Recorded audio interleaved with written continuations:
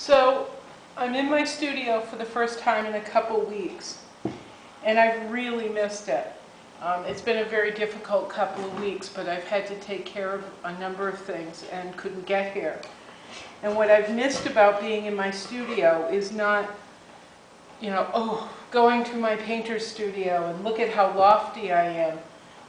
What I've missed is just having my materials nearby in a proper space where I can do what I do and do what I feel I was meant to do, which is to paint and to create images.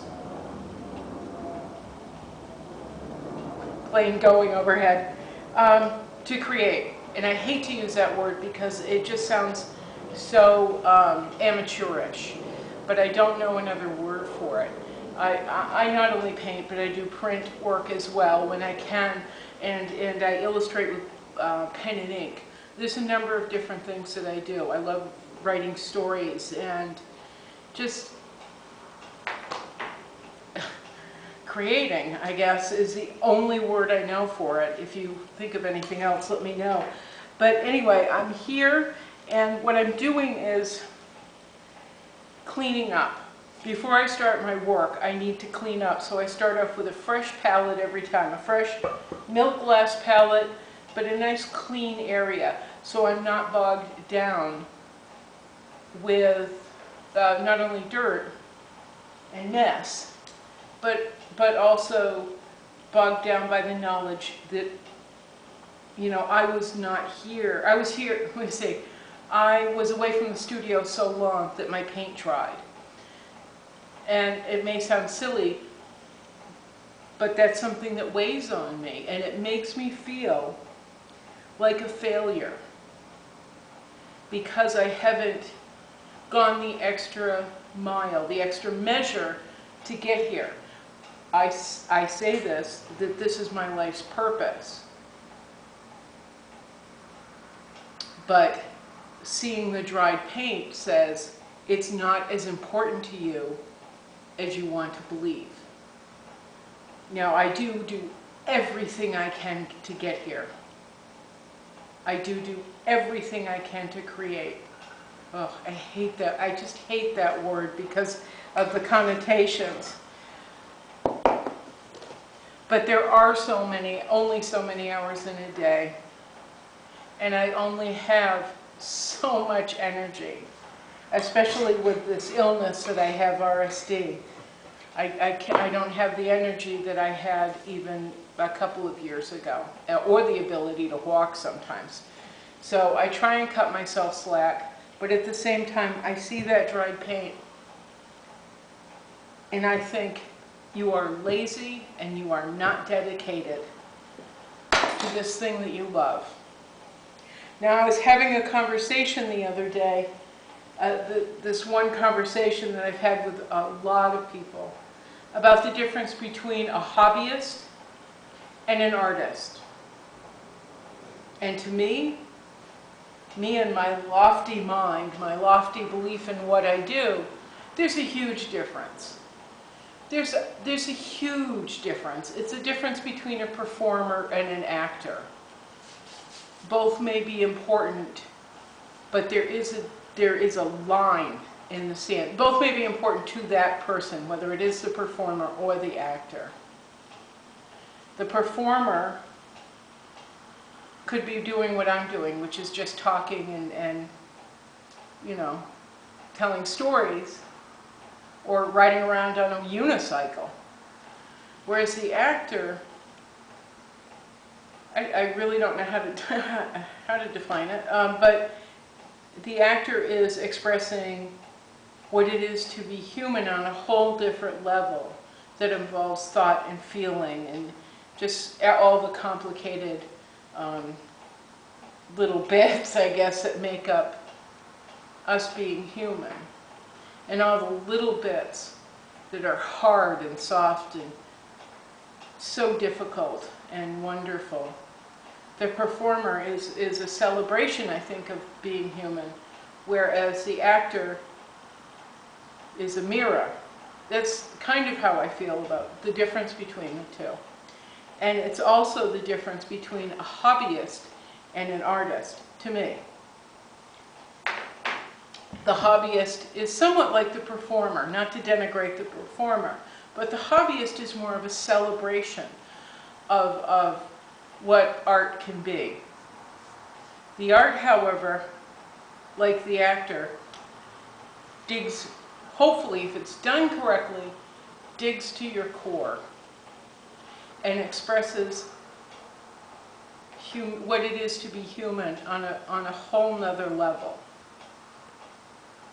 And it finds new ways of expressing what it is to be human, or how humans see the world on a whole different level than a hobbyist would. Now that's my kind definition. My other definition, which tends to upset people very much, is the hobbyist chooses. The hobbyist chooses when they're going to create. The artist has no choice.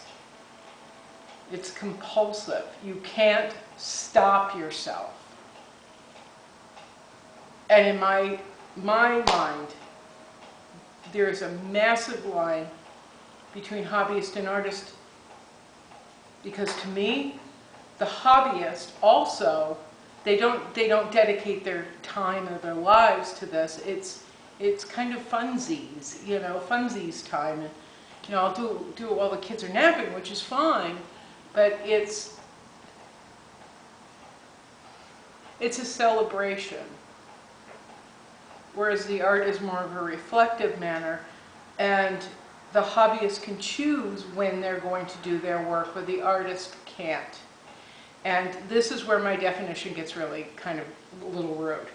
I have friends that have said, I'm an artist, but I can't do art today because I'm going antiquing. You have free time and you're going antiquing. I can't do my art today. I'm going picking apples. I'm an artist, but I can't do that today because I'm going to the movies. That to me is a hobbyist, and it falls below many levels. It's like one of the bottom rungs of hobbyist to me. And that is snobby and lofty. But being someone who has goals and is completely, insanely driven to do what I do, I am insulted to be put in the same category with someone who chooses to entertain themselves when they could be creating. I don't understand that. There are 3 festivals going on downtown tonight here in Providence, and there are 3 festivals that I happen to have waited a whole year to go to. A whole year I've waited for this one night. But because I couldn't get here for 2 weeks, I cannot justify handing over my free time to entertainment and fun. Painting is my life. Painting is my world. Painting helps me to get up in the morning and breathe. It's what I think about. It's what I dream about. I work my ass off for it. I don't work my ass off to eat candied nuts and listen to music and watch people dance, or to go dancing myself. So that to me is the definitions of a hobbyist and an artist. And I've also heard, when I've talked about this in other videos, I've heard from people who were completely insulted because they have children and they have to work. They can't dedicate every single day, all day to their art. That's not it. Because the people I've heard from on their free time and at night when the kids are in bed, they're running to do their work. They can't even control themselves. They're not sitting on the couch snuggling up and watching a movie. They're in there working. That's an artist. It's no different than any other occupation that someone chooses to do, whether it is an athlete or a hedge fund person or something horrid like that. A baker, someone who loves to bake, a chef, someone who just cannot stop loving the complexities of food.